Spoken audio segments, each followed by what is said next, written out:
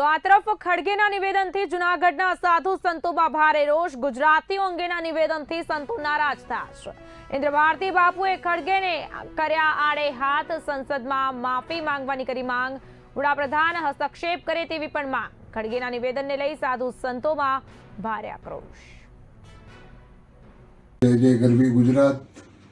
હું રાષ્ટ્રીય ઉપાધ્યક્ષ શ્રી પંદસનામ જૂના અખાડા શ્રી મહંત ઇન્દ્ર ભારતીજી ને આજે થોડાક દિવસ પહેલા કોંગ્રેસના રાષ્ટ્રીય અધ્યક્ષ મલ્લિકાર્જુન ખડગેજી જેમણે એક ભાષાનું ગુજરાતી પ્રત્યે એક પ્રવચનની અંદર એમણે ગુજરાતીઓને મૂર્ખ, ગવાર, અનપઢ એવા શબ્દો વાપરી કરી અને જે ગુજરાતીઓનું અપમાન કર્યું છે એના માટે સંસદની અંદર એને માફી માંગવી જોઈએ પહેલા તો।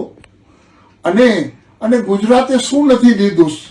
ગુજરાતે પ્રભુ ભારત રત્ન દીધા હોય, સરદાર વલ્લભભાઈ પટેલ, જમશેદજી ટાટા, મોરારજી દેસાઈ જે ભારત રત્ન હતા, અને પ્રભુ ગુજરાતે દીધા મહાત્મા ગાંધી જે રાષ્ટ્રપિતા, આજે એટલા ઉદ્યોગપતિઓ દીધા, અદાણી, અંબાણી, પ્રેમજીભાઈ જેવા મહાન વ્યક્તિઓ અને જે મહાન સંતો, ભક્તો, યોદ્ધાઓ, રાષ્ટ્રને સમર્પિત વ્યક્તિઓ, શ્યામજી કૃષ્ણ વર્મા, રણછોડ પગી,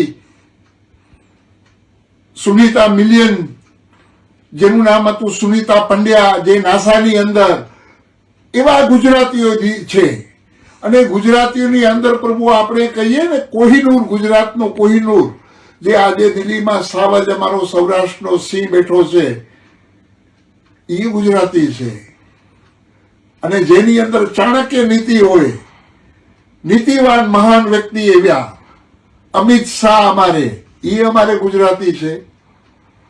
અને જે ભજન ગવાય છે વૈષ્ણવ જન તો તેને કહીએ પીડ પડાય જાણે રે, એ પ્રભુ ગુજરાતી છે, નરસિંહ મહેતા। અને જે દેશને તમે વધારે ચાહો છો કોંગ્રેસીઓ, એ દેશના વડાપ્રધાન હતા, એ ગુજરાતીના હતા, પાનેલીના। હજી તમે કોંગ્રેસને કહો છો, હજી તમે ગુજરાતીઓને કહો છો?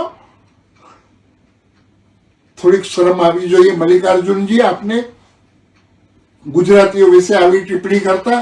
અમને બહુ દુઃખ લાગે।